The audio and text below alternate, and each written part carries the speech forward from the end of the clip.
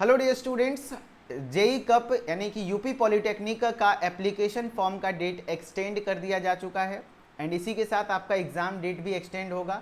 तो क्या कुछ एग्ज़ाम डेट अब रहने वाला है एंड एप्लीकेशन फॉर्म कब तक फिल कर पाएंगे, चलिए इसको हम लोग डिस्कस करते हैं। ठीक है, तो जब हम लोग गूगल पर जेई कप सर्च करते हैं और जेई कप का ऑफिशियल वेबसाइट हमारे स्क्रीन पर आता है तो कुछ इस प्रकार का इंटरफेस होता है एंड यहाँ पर आपके न्यूज़ एंड इवेंट्स वाला सेगमेंट देखने को मिलता है। इसमें जब आप आते हैं तो notice for JEE CUP application form date extension का आपके पास एक आ जाता है। इसको आप यहाँ से डाउनलोड करने का ऑप्शन आता है, चलिए इसको डाउनलोड कर लेते हैं। एंड जब इसको डाउनलोड करेंगे हम लोग तो डाउनलोड करने के बाद ये पीडीएफ फाइल हमारे सिस्टम में सेव हो जाएगा एंड मैं सिस्टम में पीडीएफ फाइल फोल्डर के अकॉर्डिंग इसको ओपन करके अच्छे से एक्सप्लेन कर देता हूँ कि क्या कुछ है आपका ये आपका नोटिफिकेशन है ना। तो अगर आप नोटिफिकेशन पे नज़र डालें तो यहाँ पर क्या लिखा हुआ है, इसको थोड़ा सा मैं जूम कर दे रहा हूँ। संयुक्त प्रवेश परीक्षा परिषद उत्तर प्रदेश, ठीक है। आपका यहाँ पर जो रहने वाला है क्या कह रहा है, देखो विषय वर्ष 2025 की कंप्यूटर आधारित प्रवेश परीक्षा के आयोजन हेतु ऑनलाइन आवेदन प्रक्रिया को दिनांक 10 मई 2025 तक के लिए विस्तारित किए जाने के संबंध में। यानी कि अभी तक ध्यान रखिएगा कि जो आपका यूपी पॉलिटेक्निक खास करके जो फार्मेसी के स्टूडेंट हमारे साथ जुड़े हुए हैं जो फार्मेसी करना चाह रहे हैं तो उनको ग्रुप ई का एप्लीकेशन फॉर्म भरना है एंड ग्रुप ई का भी एग्ज़ाम सीबीटी होता है, कंप्यूटर बेस्ड टेस्ट होता है, जिसका एप्लीकेशन फॉर्म काफ़ी दिनों से चल रहा है एंड उसका एप्लीकेशन फॉर्म का डेट कितना तक कर दिया गया है, दिनांक 10 मई तक, है ना। कब तक कर दिया गया है, 10 मई तक आप कर सकते हैं, यानी कि आगे अभी 9 दिन और है, यानी कह सकते हैं आपके पास ये लास्ट मौका है। और बिना एंट्रेंस एग्ज़ाम के फॉर्म फिल किए हुए, बिना एंट्रेंस एग्ज़ाम दिए हुए आप एडमिशन नहीं ले सकते हैं उत्तर प्रदेश में। इस बात का खासा ध्यान रखिएगा कि चाहे आप कुछ भी कर लें आपका रजिस्ट्रेशन नहीं होगा, ठीक है। ज़रूरी नहीं है कि आप एंट्रेंस एग्ज़ाम में बहुत ज़्यादा तैयारी करें, कुछ भी नंबर ला दे, बस एग्ज़ाम में अपीयर हो जाए, ये फॉर्मेलिटी होता है, तभी जाके आप काउंसलिंग करा पाएंगे और आपका सिलेक्शन होगा, कोई भी प्राइवेट कॉलेज मिलेगा। अगर गवर्नमेंट कॉलेज चाहते हैं तो अच्छे से पढ़ना होगा, सारे रिकॉर्डेड लेक्चर्स वगैरह को जो ऐप पर अवेलेबल हैं, है ना। और क्या कहते हैं प्रॉपर अच्छे से, ये ज़रूरी है, इसलिए लास्ट चांस है आप लोग के लिए। जो भी आपके दोस्त संगति हैं सबको बता दीजिएगा कि भैया 10 मई तक डेट फिर से बढ़ा दिया गया है। कह रहा उपर्युक्त विषयक अवगत कराना है कि वर्ष 2025 की कंप्यूटर आधारित प्रवेश परीक्षा आयोजन हेतु ऑनलाइन आवेदन प्रक्रिया दिनांक 15 जनवरी 2025 से प्रचालित है, यानी कि 15 जनवरी से ही एप्लीकेशन फॉर्म स्टार्ट है, जिसकी अंतिम तिथि 30 अप्रैल 2025 निर्धारित थी। यानी कि 15 जनवरी से शुरू था, है ना, और 30 अप्रैल 2025 तक निर्धारित था, ठीक है, 30 अप्रैल 2025 तक। एंड अभी 30 अप्रैल के बाद फिर से एक नोटिस आता है, कितने तारीख को, देखो 30 अप्रैल को ये एक नोटिस आता है। और ये चीज़ें हम लोग बिल्कुल पहले से भी बता चुके थे कि ऐसा कुछ होने वाला है कि जो आपके छात्र हित एवं जनहित के दृष्टिगत ऑनलाइन आवेदन की पूर्व निर्धारित अंतिम तिथि 30 अप्रैल 2025 को विस्तारित करते हुए 10 मई 2025 निर्धारित किए जाने के लिए किया गया है। यानी कि आपका 10 मई 2025 को कहीं ना कहीं आपका निर्धारित किया गया है। एंड जिन अभ्यर्थियों द्वारा ऑनलाइन पंजीयन संबंधी समस्त औपचारिकताओं पूर्ण कर ली गई है, ऐसे अभ्यर्थी को भरे गए ऑनलाइन आवेदन में 8, 9, 10, 11 ऑनलाइन त्रुटि सुधार हेतु, यानी कि अगर किसी प्रकार का मिस्टेक हो गया है, करेक्शन पोर्टल, है ना, किसी का मिस्टेक हुआ यहाँ पर, है ना, किसी का मिस्टेक भी हुआ है, तो जिनका मिस्टेक हो गया है ध्यान रखिएगा 8, 9 और 10, 11 इतने तारीख को 11 मई तक ये 4 दिन आपका करेक्शन पोर्टल ओपन होगा, तो आप अपना चेंज कर सकते हैं। वेरी गुड, जिनका कोई दिक्कत नहीं है, कुछ करने की जरूरत नहीं है, जिनका मिस्टेक हुआ है, बाकी ये सारी चीज़ें आपका रहने वाला है। तो ओवरऑल नोटिफिकेशन को अगर समराइज़ करें तो मैं आप लोगों को समराइज़ कर देता हूँ कि क्या कुछ आपका नोटिफिकेशन था और कैसे क्या कुछ रहने वाला है, ठीक है। चलो, मैंने क्या बोला आपको लोगों को कि जो यूपी पॉलिटेक्निक ग्रुप ई का एग्ज़ाम, अब एग्ज़ाम कब रहेगा वो भी बता देता हूँ। ग्रुप ई का अगर हम लोग बात कर रहे हैं तो एप्लीकेशन फॉर्म कब तक फिल होगा बताओ, एप्लीकेशन फॉर्म कब तक फिल होगा, तो एप्लीकेशन फॉर्म 30 अप्रैल लास्ट डेट था, लेकिन उसको बढ़ा करके 10 मई, है ना, 10 मई 2025 तक कर दिया गया है, ठीक है, ध्यान रखिएगा। एंड करेक्शन पोर्टल कब कब है, करेक्शन पोर्टल कौन करेगा, जिसका गलती कुछ हो गया है तो 8 तारीख, 9 तारीख, 10 तारीख, 11 तारीख, ये 4 दिन है जो कि करेक्शन पोर्टल के लिए आपके पास टाइम मिलेगा। एंड अब बात करते हैं कि सर अभी तो एग्ज़ाम डेट मेरा कब रहेगा। अब एग्ज़ाम डेट भी आगे बढ़ेगा, आप लोग घबराइए नहीं, 100% एग्ज़ाम डेट आगे बढ़ेगा। एंड एग्ज़ाम डेट आपका, ये आपका जो एग्ज़ाम डेट है तकरीबन जून के लास्ट में जाएगा, है ना। आपका जून में एग्ज़ाम होगा और हो सके तो मिड जून, है ना, मिड जून में ज़्यादा चांसेस हैं। यानी कि आपके एग्ज़ाम का डेट तकरीबन आप कह सकते हैं कि 15 से 15 टू 20 जून के बीच में आपका पेपर रहने वाला है। यानी अभी भी आपके पास अच्छा खासा समय है ना। आपका जो एग्ज़ाम डेट कितना रहने वाला है, ध्यान रखना, 15 से 20 जून के बीच में रहने वाला है, जो मेरा अनुमान कहता है, अगर सारी चीज़ें सही चली तो। और अगर इन केस किसी तरह का दिक्कत आया तो हो सके एग्ज़ाम जुलाई में भी चला जाए, लेट होता है, लेकिन 90% श्योर हो जाओ कि अब एग्ज़ाम डेट आगे नहीं बढ़ेगा। यही आपका एग्ज़ाम डेट रहने वाला है।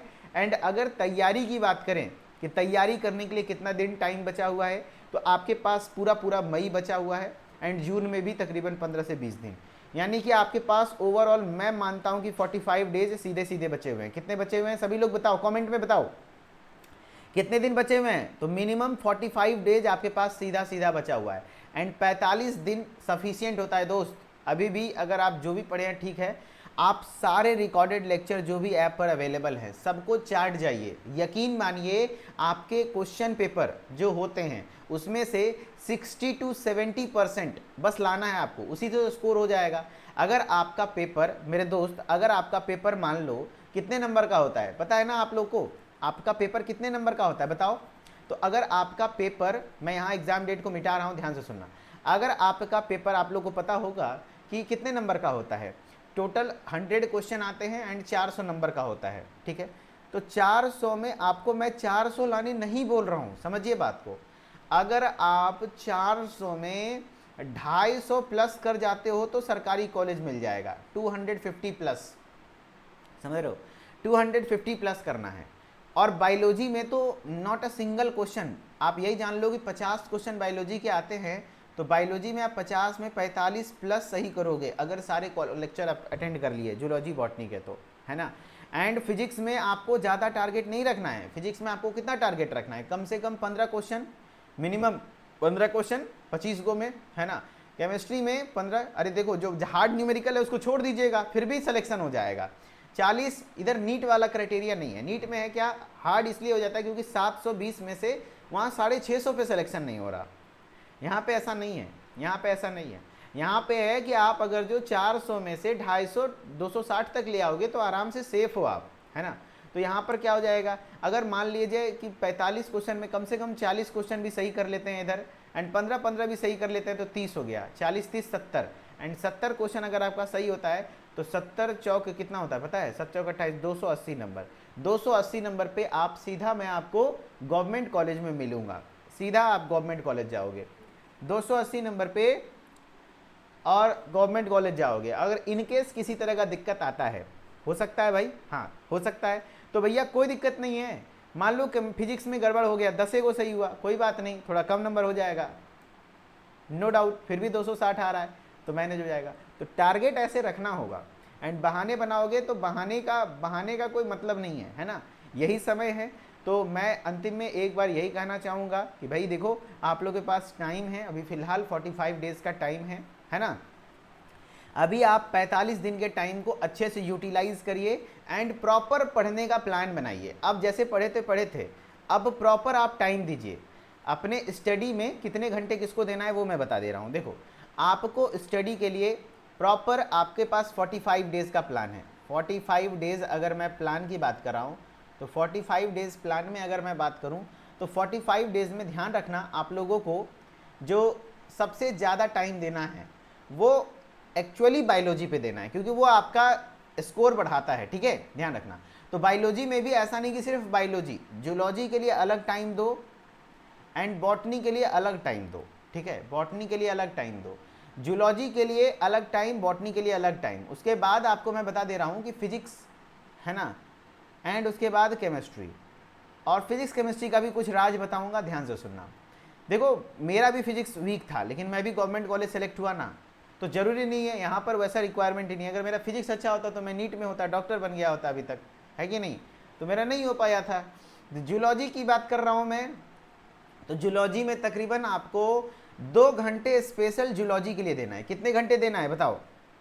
2 आवर्स, 2 घंटे। जो भी रिकॉर्डेड लेक्चर अवेलेबल है ऐप पर, फटाफट से उसको रिपीट देना एकदम। 2, देखो जितने भी आपके पास भरे पड़े हैं, रिकॉर्डेड लेक्चर थ्योरी पड़ा हुआ है, एमसीक्यू पड़ा हुआ है, एक्सरसाइज क्या कहते टेस्ट पड़ा हुआ है, भरा हुआ है ना, पूरा पूरा सबको लपेट दो। जितना करना है कर लो, प्रैक्टिस कर लो। प्रैक्टिस के लिए आपको क्वेश्चन कम नहीं पड़ेगा, इतना है ना, बस इतना कर लीजिए। और हर एक लेक्चर को मिनिमम एक बार देखना है तो 1x पे, और अदरवाइज नहीं तो दूसरे बार देखना है तो 1.5x रिवीजन करना है। एंड बॉटनी में भी आपका 2 घंटे का टाइम दो मिनिमम, ठीक है? हाँ, एंड फिजिक्स के लिए भी मिनिमम आप 2 आवर्स का टाइम दीजिए, एंड केमिस्ट्री के लिए भी 2 आवर्स का टाइम दीजिए। जाहिर सी बात है, आप इतना टाइम दोगे आराम से आपका सिलेक्शन हो जाएगा। अब जो मैं बता रहा हूं कि जो फिजिक्स केमिस्ट्री का राज क्या है, देखो फिजिक्स में जो हार्ड न्यूमेरिकल हैं वो हम नहीं करेंगे, लेकिन अगर कोई बेसिक सा मेरे पास इस फॉर्मूला पे बेस्ड न्यूमेरिकल आ गया F बराबर ma, तो क्या आप नहीं करेंगे? हाँ करेंगे। तो बहुत ज़्यादा डिफिकल्ट क्वेश्चन प्रैक्टिस करने के चक्कर में मत रहिए। जितने भी यूनिट एंड डायमेंशन में चैप्टर्स के यूनिट हैं, है ना, यूनिट और डायमेंशन वगैरह है, सबको अच्छे से रट लीजिए, याद कर लीजिए। केमिस्ट्री में पीरियोडिक टेबल से सिर्फ 5 को सवाल आता है। पीरियोडिक टेबल को अगर अच्छे से पढ़ गए ना सब कुछ, है ना, तो आपका 4-5 सवाल निकल जाएगा। तो वहां से आप निकालने का कोशिश कीजिए, ठीक है? कोई बोल रहा है कि सिर्फ एमसीक्यू, नहीं भाई, देखो सरकारी कॉलेज में सिलेक्शन चाहिए तो सब कुछ करना होगा। और अगर आप चाहते हो शॉर्टकट, तो शॉर्टकट सरकारी कॉलेज का नहीं है। 45 दिन में आप इतना करना पड़ेगा, ठीक है? बाकी जो भी बच्चे हैं इस बात को ध्यान रखिएगा कि आपका एग्जाम का डेट आगे बढ़ा है, एंड मैंने प्लानिंग भी बता दिया कि इतने घंटे आपको पढ़ना होगा। एंड वन बेस्ट प्लेटफॉर्म है आपके लिए उदित फार्मेसी का ये course, D pharma entrance exam का कोर्स, जिसमें कुछ बच्चे अभी पढ़ रहे हैं। एंड ये वीडियो नोटिफिकेशन वाइज है तो यूट्यूब पे भी जाएगा।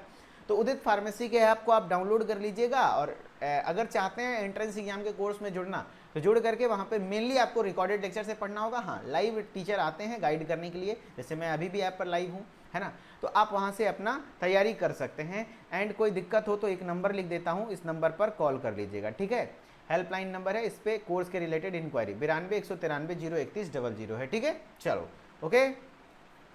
हाँ, एग्जाम आपका जून में होने वाला संभावना है, जून में पूरी संभावनाएं हैं कि एग्जाम आपका जून में होगा। Okay, thank you so much.